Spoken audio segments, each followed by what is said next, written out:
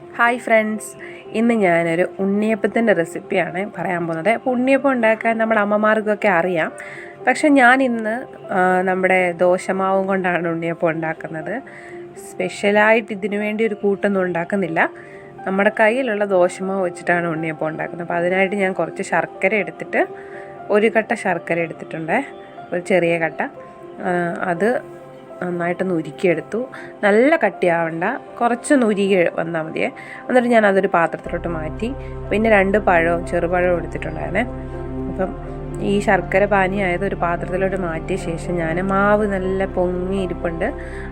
അതിൽ നിന്ന് കുറച്ച് മാവെടുത്ത് ഞാൻ അതിനകത്തോട്ട് ഒഴിക്കുകയാണ്. നമുക്ക് എത്ര വേണമെന്നുള്ള അനുസരിച്ചിട്ട് അതിനകത്തോട്ട് ഒഴിച്ചു കൊടുത്താൽ മതി.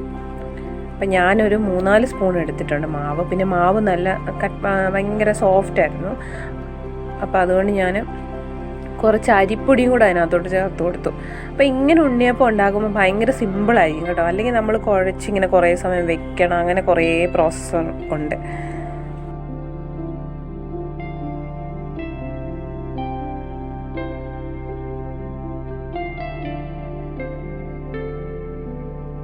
ഈ ശർക്കര പാനി മാവും കൂടെ നന്നായിട്ട് ഇളക്കി കൊടുക്കണം. എന്നിട്ട് ഞാൻ കുറച്ച് പഴം ചേർത്ത് കൊടുക്കണം. 2 ചെറിയ പഴം ഇട്ടിട്ടുള്ളത്.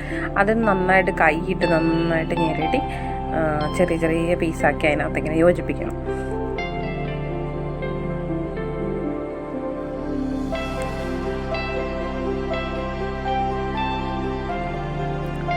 പഴമൊക്കെ ഒന്ന് നന്നായിട്ട് ഇളക്കിയ ശേഷം ഞാൻ കുറച്ച് അരിപ്പൊടി ഇട്ട് കൊടുക്കുന്നുണ്ട്. കാരണം മാവ് ഭയങ്കര സോഫ്റ്റ് ആയിരിക്കില്ല. അപ്പോൾ ചെറിയൊരു കട്ടി കിട്ടാൻ വേണ്ടിയിട്ടാണ് അരിപ്പൊടി ഞാൻ ചേർത്ത് കൊടുക്കുന്നത്. അരിപ്പൊടിയും കൂടെ ചേർത്ത് നന്നായിട്ട് ഇളക്കിയിട്ട് അത് കൈയിട്ട് നന്നായിട്ട് ഇളക്കിയാൽ നല്ല രീതിയിൽ ആ മാവ് വരും. അപ്പോൾ ഞാൻ അതിൻ്റെ കൂടെ ഈ പഴവും ചെറിയ ചെറിയ കട്ടയായിട്ട് കിടപ്പുണ്ട്, അതും കൂടെ നന്നായിട്ട് ഞാൻ കൈയിട്ട് ഇളക്കി.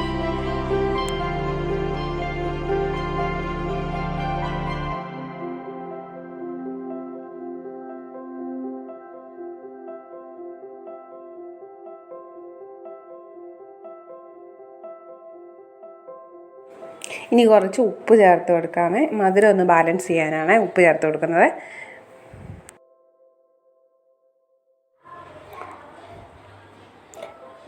ഇനി കുറച്ച് വെള്ള എള്ള് ഞാൻ ചേർത്ത് കൊടുക്കുന്നുണ്ട്. ഇത് ഓപ്ഷണലാണ്, ഉള്ളവരിട്ടാൽ മതി. അത് നന്നായിട്ട് ഇളക്കി കൊടുക്കണം. അപ്പോഴത്തേക്കിന് നമ്മൾ ചട്ടി അവിടെ അടുപ്പിൽ വെച്ചിട്ടുണ്ട്. ഉണ്ണിയപ്പ ചട്ടി അടുപ്പ് വെച്ചിട്ടുണ്ട്. നോൺ സ്റ്റിക്കിൻ്റെ ആണ്, അധികം എണ്ണയൊന്നും ആവശ്യമില്ല. കുറച്ച് വെളിച്ചെണ്ണ തന്നെ ഒഴിച്ച് കൊടുത്തിട്ട് എല്ലാത്തിലും ഒന്ന് നന്നായിട്ട് തൂത്ത് കൊടുക്കുന്നുണ്ട്, എല്ലാ കുഴിയിലോട്ടും. പാത്രം നന്നായിട്ട് ചൂടായിട്ട് വരുമ്പോഴത്തേന് നമുക്ക് മാവ് ഒഴിച്ചു കൊടുക്കാവേ.